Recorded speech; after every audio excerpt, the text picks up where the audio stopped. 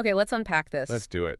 We're constantly told that deep intimacy has to follow a script. Mm-hmm. You meet someone, there's a spark, you escalate things, and then hopefully you end up in some kind of recognized romantic or sexual relationship. Right, the relationship escalator. Exactly. But what about the relationships that don't need that spark? The ones that don't follow that script at all, but are absolutely foundational to your life. And that is the absolute core of our deep dive today. We're pulling some really critical insights from the work of Jaime Hoerricks, a PhD, Right. specifically their essay, Beyond the Couple, Queerplatonic Bonds and the Right to Stay Untranslated. So our mission here is to really extract Hoerricks' analysis of these queer platonic bonds, or QPBs, and we want to focus in on this one idea that to me is just fascinating, Which is? that some relationships arrive already whole. I mean, that's a complete inversion of how society frames most bonds, which are always seen as these works in progress. It is. And the initial framing in the essay is just so important because Hoerricks immediately names these bonds as deep, sustaining forms of autistic attachment. Okay. And that's not a throwaway observation. It's really the structural key to understanding the stability of a QPB. Right. So for you, the learner, that specific link might seem a little unexpected. What is the fundamental connection that Hoerricks is drawing between, say, a neurodivergent need for clarity and structure and the stability of a relationship that kind of resists labels? Well, what's fascinating here is that this stability comes from rejecting those implicit social scripts. Oh. Hoerricks suggests that for people who are autistic, relationships that are built on assumption or ambiguity or these unspoken steps, which, let's be honest, define so much of algorithmic culture, Yeah. are often just exhausting Yeah. and precarious. QPBs, on the other hand, they set up these clear, sustaining, non-escalatory attachments. They provide a structural integrity that just minimizes that ambiguity. So they're not failing at romance. No, not at all. They are succeeding at a completely different, but just as deep form of connection. It reclaims the structure. And the stakes, as Hoerricks lays them out, they're deeply personal. We're not just talking about words here, about nomenclature. No. We're talking about the harm that gets done when these incredibly significant, profound bonds are just culturally dismissed, when they're told they don't count. I mean, if a relationship defines who you are, but society just says, oh, that's just a friendship, that denial is really damaging. It is. It forces us to acknowledge that if a relationship is intrinsically whole, its value doesn't depend on whether it's, recognized by your landlord or your employer or even your family. Let's jump into that idea of wholeness then, because when we hear a relationship is complete, I think our instinct is to assume it's finished, static. Done evolving, yeah. But Hoerricks uses a much more dynamic and yet settled description. They do. They define these relationships that are already complete, not in the sense of being finalized, Yeah. but in the sense of being settled, inhabitable from the start. Inhabitable from the start. Think of it less like a finished building and more like a house that's just structurally sound. It's immediately welcoming from the moment you step inside. That one phrase just overturns this massive burden of early stage relationship labor. Oh, completely. It gets rid of the requirement to constantly prove your commitment or to warm things up or to gently nudge the relationship along through all these high-stress milestones. Exactly. This inherent safety just protects the relationship from a really common anxiety. What's that?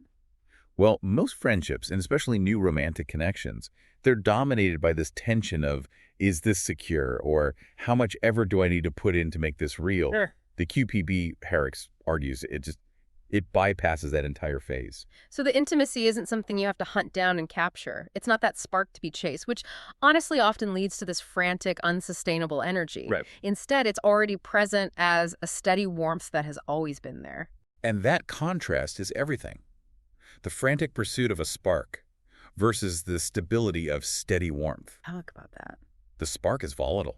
It suggests a high dependency on novelty, on excitement to maintain the connection. But the steady warmth, well, that implies an atmospheric closeness, a baseline comfort that doesn't need performance to be maintained. This focus on stability immediately addresses that fear of transition, doesn't it? How so? Well, in most social stories, a relationship that starts as a friendship is implicitly transitioning toward romance, or at least toward some higher state of formality. Right. And the critical insight from the source is that no transition is required. Because it arrived whole. Exactly. It doesn't feel like it's moving towards something else No. because it's not an incomplete state to begin with. Meaning it's not just a preface to the real relationship. It's not a holding pattern while one or both of you wait for a more conventional connection to show up. It is the destination. That rejection of the holding pattern idea is so vital. It contrasts fundamentally with this massive societal pressure for escalation. Right. If the relationship is already stable and whole and secure upon arrival, then the entire cultural obsession with the question, where is this going, just becomes, well, it becomes irrelevant. If the relationship is already somewhere, it doesn't need to lead somewhere else to justify its own energy. And that brings us, I think, to the next big tension Hoerricks addresses. The pressure for legibility.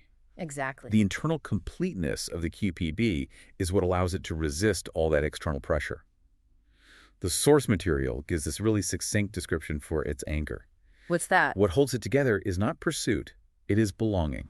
Oh, that's good. Belonging is static and secure. Pursuit is inherently unstable. And what's so revolutionary about that definition is what it lacks. Because that security, that belonging is the anchor, the relationship doesn't need to chase any of those conventional external markers. I think we need to detail the specific pressures these bonds lack, because these absences are really their defining features. Precisely. So first, there is no latent pressure for the bond to become romantic. Right. The relationship isn't constantly performing this, emotional calculus of whether a touch or an intimate conversation means something more than what it is. And there's also no latent pressure for it to become sexual. Correct. Sexual intimacy is just removed as a default metric for depth or closeness. It allows that closeness to exist purely on its own merits. And often, even in deep friendships, there's that unspoken expectation of exclusivity, that the bond has to restrict other relationships. Yeah, that's a big one. Hoerricks notes that QPBs don't have this inherent pressure, which allows for this deep intimacy without a sense of ownership. And here's what I think is the most critical point for you, the learner. There is no pressure for it to become legible in some other way. Unpack that a bit. It doesn't need a specific public-facing performance. No elaborate dating announcements, no co-signing a mortgage, no wedding. None of that is needed to justify its deep emotional investment. But the difficulty of being illegible is practical, though. I mean, we should acknowledge that. Sure, absolutely. When you're illegible, you lack institutional protection. You can't necessarily visit them in the hospital during restricted hours. Right, you're not settled. You can't claim dependent status. You can't rely on any default legal recognition. The QPB structure has to be so internally strong that it can withstand the external harm of being dismissed as just friends by these systems of power. And if we connect that back to the bigger picture, that initial framing of autistic attachment, the push for legibility is really the neurotypical social script trying to force its way in. The QPB is already somewhere. It's a destination. If you're autistic, you need that clarity. You need the relationship to declare what it is. And QPBs do that. They do that by saying, we are deep belonging and we require no escalation. So the validity of the bond is determined entirely by internal experience and fulfillment.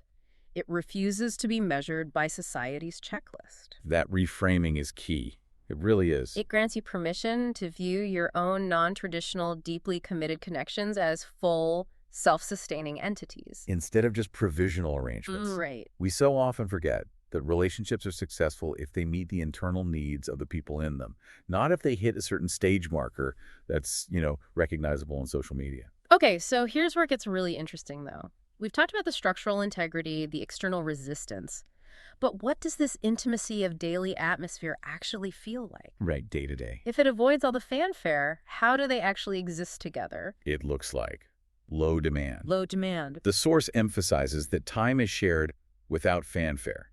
There's this significant reduction in the constant emotional labor that so often defines high-stakes relationships. The labor of constant check-ins, validation. Or structuring every single moment to prove your commitment. All of that is lessened. It sounds almost like an effortless, pervasive integration, like the relationship is just there, like furniture. That's a great way to put it. You don't negotiate the existence of your sofa every day. You just inhabit the space with it. Exactly. Yeah. Presence does not need to be negotiated. Mm-hmm. And Hoerricks offers this beautiful, almost somatic description of this security. What is it?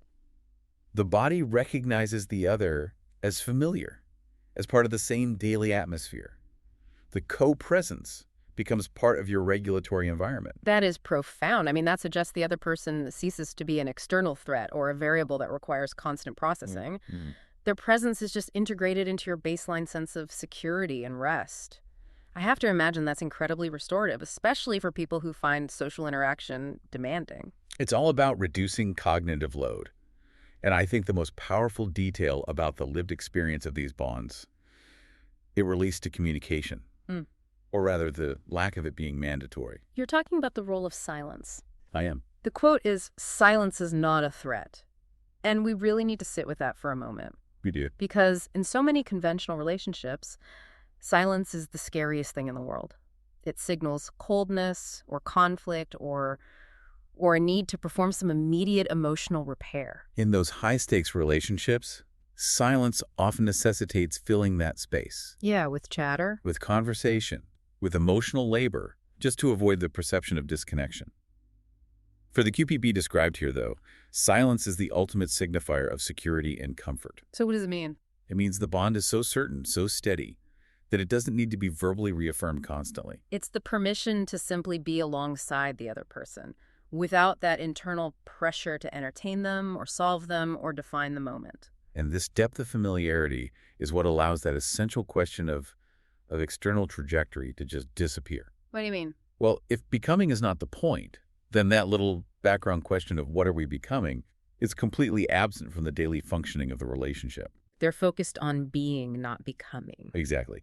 And this intrinsic stability is precisely why, as Hoerricks argues, this kind of intimacy, this kind of bond, is so easy for the wider culture to just overlook. Because it's quiet? It is easy to overlook precisely because it does not announce itself. It doesn't come with the drama, the societal friction, or that intense, fluctuating high energy that conventional romance uses to signal its own importance. It's just the quiet, steady atmosphere that allows you to function. Exactly. So what does all this mean for us? Let's try to summarize the critical takeaways from Hoerricks' analysis of queer platonic bonds. I think the core insight is that deep relationship success can be achieved through non-escalation. Intimacy doesn't have to be a constant pursuit or some chaotic spark. It can be a steady warmth that's present from the very beginning. These are bonds of belonging. Yes, defined by an already whole status that structurally refuses all that pressure to become conventionally romantic or sexual. So the ultimate takeaway for you, the learner, is the value in recognizing the validity and the completeness of non-traditional bonds. Right. Understanding this framework lets you identify these deep, sustaining connections in your own life that maybe you've dismissed before. Because they lacked the right label? Or because they required less emotional performance than you were, conditioned to expect. It really challenges the assumption that relationship depth must always correlate with relationship drama or status updates. True wholeness is found internally. So then, if these relationships are deep and sustaining and inherently whole, what other forms of human connection might society be dismissing right now, simply because they're untranslated into familiar, legible terms? And that's the final thought to leave you with. Think about the connections in your own life that provide belonging without pursuit, where silence is safe, and where the goal is simply to be, not to become. What bonds do you have that are consistently undervalued by the outside world, yet provide you with that essential stability, that atmosphere that is, as Hoerricks puts it, inhabitable from the start? That reevaluation, that is the true power of this deep dive.